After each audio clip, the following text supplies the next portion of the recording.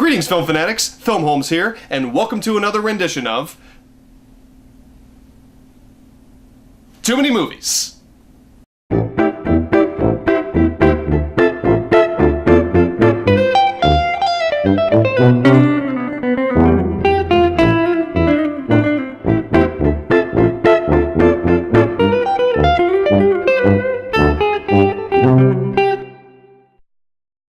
Okay, so a movie that I was very much anticipating this year, the third Star Trek movie, Star Trek Beyond, finally came out this weekend. I saw it last night in glorious IMAX 3D. I'm not big on 3D, but to see it on the biggest screen that I can possibly see it on, with the sound just raping my ears, is amazing. That's what going to the movies is all about. And I'll go ahead and say, I don't remember there really being any 3D shit in the movie. 3D needs to go away. Just show me the movie on that screen with that sound, I'll be happy. But regardless, I finally got to see the new Star Trek movie. And there was so much controversy around Star Trek Into Darkness about how they basically ripped off Wrath of Khan, which they did, and they did it poorly. I already reviewed those two Star Trek movies, and Star Trek Into Darkness, I believe I gave a 3.5 out of 5. It's still a very entertaining summer blockbuster. To me, I'm only bothered by the last 15 minutes. That's when it becomes very stupid and cliche and not very well written. And I love Benedict Cumberbatch a lot, one of my favorite actors today, but he shouldn't have been chosen for Khan. But regardless, I talked about that in that video. You can watch that review. It's, somewhere. It's still up. And but it didn't deter me from being excited for more Star Trek films. And when I heard about Simon Pegg co-writing Star Trek Beyond, and there's new director, Justin Lin, who, he's done the Fast and the Furious movies, not really my cup of tea, but he's a good director, and, the whole cast was coming aboard. It was going to be a brand new adventure, them on their 5-year journey. I was excited. So here it is, my review of Star Trek Beyond.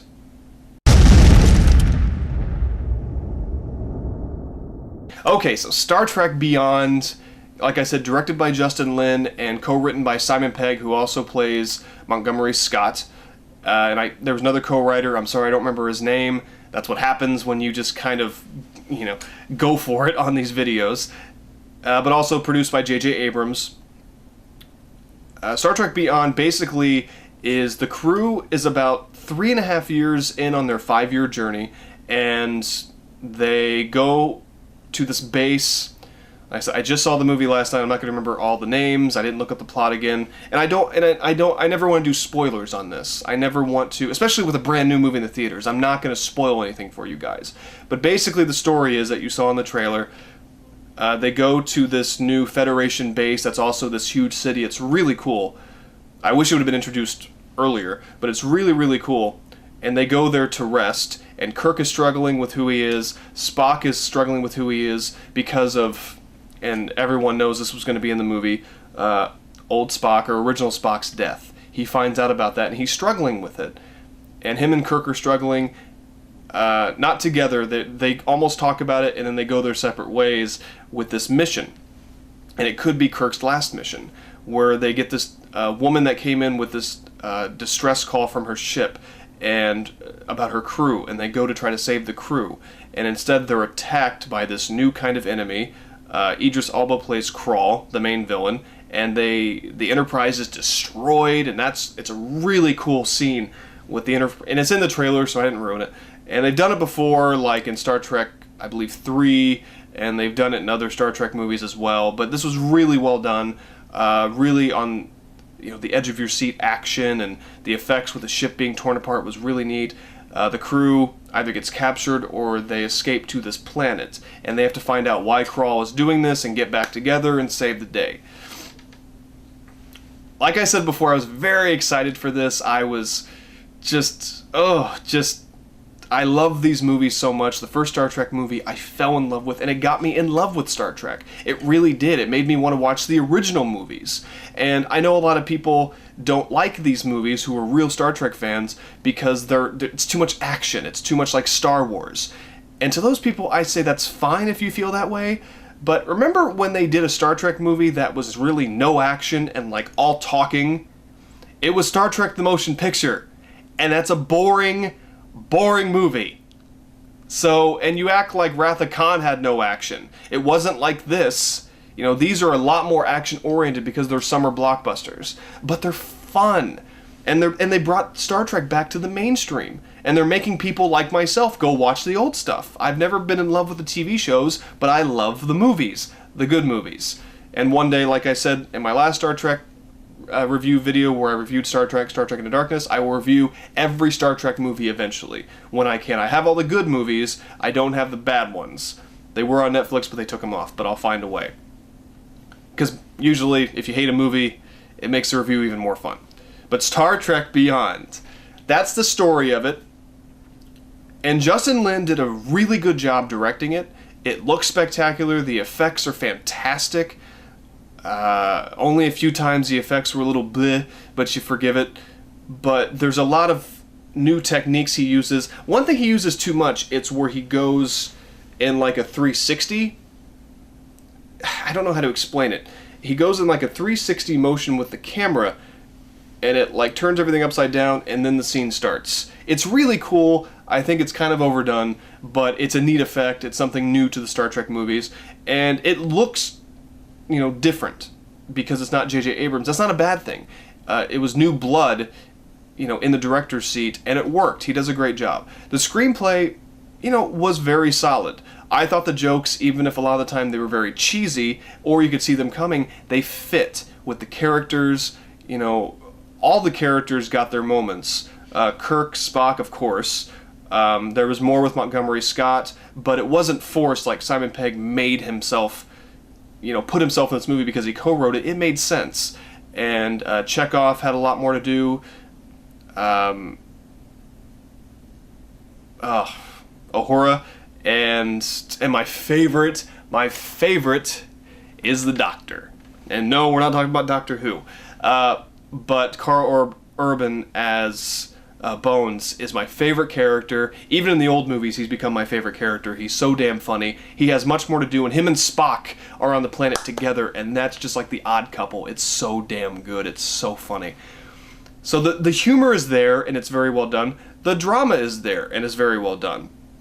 And the story is, it's good. It's not great. It's pretty basic. Now here's the thing with Star Trek Beyond. It's a good summer blockbuster, but it's not going to blow your socks off by throwing you a bunch of curveballs. It's very linear. You know, it's a very direct summer blockbuster. You know where it's going. You know how it's going to end. When Star Trek Into Darkness, when I watched it, honestly, about more than halfway through, I didn't know where it was going. And even in the first Star Trek movie, I figured it was going to go where it was going to go, but it still had me curious. This movie, for some reason, after the first, like, hour 20, it's about a 2-hour movie, I was kind of just, you know, shaking my leg and just getting a little antsy. And I was enjoying it, but I didn't enjoy it as much as I wanted to. So I was a little disappointed in that. You know, it's a very good movie. It deserves all the praise it's getting, but the story is, like I said, very basic. The villain is not very good. I love Idris Elba, and they don't really tell his backstory until close to the end of the movie. And it's kind of a big twist, but not really. And his backstory is a good one. It's something new. And that's the thing. This adventure is a brand new adventure. It's not ripping off any other movie at all, which is very nice. But it's still just a basic adventure. It's almost like something from one of the TV shows, just an hour longer. But very entertaining, very well done. You know, the ending was kind of mediocre and just kind of a letdown, but it was what it was. It didn't leave me wanting another one. I want a fourth one and they're making it, but it didn't leave me like, oh man, I can't wait for the next one. You know, even Star Trek Into Darkness, because they said they're finally going on the 5-year mission, I was excited, like, oh, a 5-year mission, what are we going to get? New planets, new people. And you do get that. The beginning of this movie, you know, starts with Kirk talking to this council, and it's a great scene, and him trying to be a diplomat, giving them this gift from another race. It doesn't go according to plan, go figure, you know, and that ties into the plot of the movie. And there's just a lot of really great stuff, but nothing really stood out to where I'm like, oh my god, do you remember this? Do you remember that? Oh my god, you're gonna love this. No. Like, the Enterprise being destroyed was really cool. After that, everything was just kind of so-so. Fun, but just so-so. Now, the big thing that bothers me, I knew going in that they were basically ignoring Star Trek Into Darkness, which pisses me the fuck off because Star Trek Into Darkness was not a critical failure. It wasn't even a financial failure or an audience failure. It's just the problem was they should not have done Wrath of Khan again. And they admitted that. But the movie happened, and it ends with you saying that you're going on the 5-year journey. But they talk about nothing from Star Trek Into Darkness. Nothing. And that's fine. But the problem I have is that Dr. Carol Marcus, who was a good character in her controversial underwear scene in Star Trek Into Darkness, she joined the crew. She's nowhere to be found in this movie. She's not mentioned once, and that's really my only main problem with this movie. They should have mentioned her, because even if you're ignoring the second movie, you still could have brought up Dr. Carol Marcus, that you left her on that Federation, the Federation ship, the one that rotates around the world, the city that I talked about earlier. I can't remember the fucking name, I'm sorry. You left her there, or let her have a cameo, something. You know, anything. Because that's not fair to the actress. It's not her fault that you guys fucked it up the second time, even though you really didn't. You just made poor choices in the screenplay. But that's my only main complaint. That's irritating because I wanted to see her and Kirk's relationship, you know, just like it wasn't from Wrath of Khan. I wanted to see that again. And I thought they kind of had chemistry, and I feel robbed. But regardless, that's really my only main complaint. And like I said, the villain's very disappointing. His backstory's cool, but I think it should have came way before because I lost interest pretty quick. And there's so many plot holes, which it's a summer blockbuster, it's a sci-fi epic, it's gonna happen. But there are a lot of plot holes, a lot of stuff that doesn't really make a lot of sense. Some stuff that kind of should have been explained, but maybe not. It's not Batman v Superman plot hole-ish, but still some stuff that after I watched it, I started to question and started to pick apart. And, you know, I expected a tighter script from Simon Pegg. But regardless, what we got is a very entertaining sci-fi movie. And Star Trek is back with a bang. And no one's complaining how they ripped off or raped one of the old Star Trek movies. It's an original Star Trek movie just like the first one, and it brought the franchise back into the spotlight, so I'm happy about it. It's making money. You know, these movies have never been a huge financial success, but they still make a good amount of money. This one, I'm sure, will be the exact same. I do highly recommend you go and see this. It's very good. Even if you're not a Star Trek fan, if you're just going to the movies, go see this movie. Maybe it'll make you want to watch the first two. Maybe it'll make you want to watch old Star Trek movies. You know, honestly, it is that good. It is. It's just not going to impress you with surprises. So there you go. That's the truth. So Star Trek Beyond, I give a final rating 3.5 out of 5.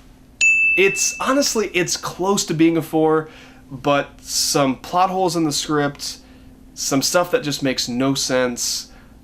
The Dr. Carol Marcus thing, ignoring Star Trek Into Darkness, I don't like at all. I think that was a very poor choice. The controversy surrounding that, frankly, is dumb. You know, I get why people were upset, but then just don't watch it. Okay? Just don't watch it. They screwed up. J.J. Abrams admitted they screwed up. Move on. And just some inconsistencies, and the villain being very weak. They could have written him a lot better. You know, his backstory's cool, but by then you really have lost interest, and the ending is very, very weak. Very weak. So, that's my complaint. So, 3.5 out of 5. And I will say, you know, this movie, it's like the 50th anniversary of Star Trek. So this movie was a big deal. And it is a great celebration of the Star Trek franchise. They do a lot of great homages to the original Star Trek series. I don't want to ruin that part. I want to say, I'll just say, you know, there's...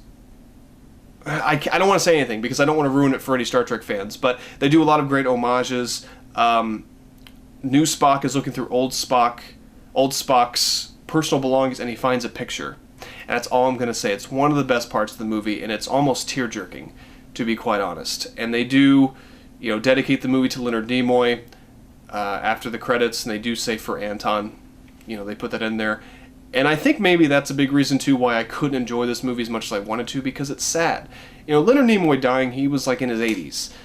He didn't deserve to die because he was old. It's just like he died of, he was older. He died. He passed away. Anton wasn't even 30. I'm older than he was. So it was just upsetting that such a brilliant career, such a great actor, and he did such a great job with this role. It's sad to see it come to an end, but he does a great job in the movie. He's very funny. He gets a lot more to do, which is great. And, there's already been confirmation of a fourth movie. Chris Hemsworth, who played Kirk's dad, he's going to be in it, so I'm guessing in flashbacks. I'm hoping they bring back Jennifer Morrison. She played Kirk's mom. I'd love to see her again in the flashbacks. Also, she's pretty. And they said they will not replace Anton. They won't put someone else in the character of Chekhov. I think that's very appropriate. They'll just have to get rid of the character, which sucks because I love that character. It's one of my favorite characters, minus Bones. But, it was sad. It was very sad. And it's a shame. But I talked about that in my last video. I don't want to end this with an upsetting...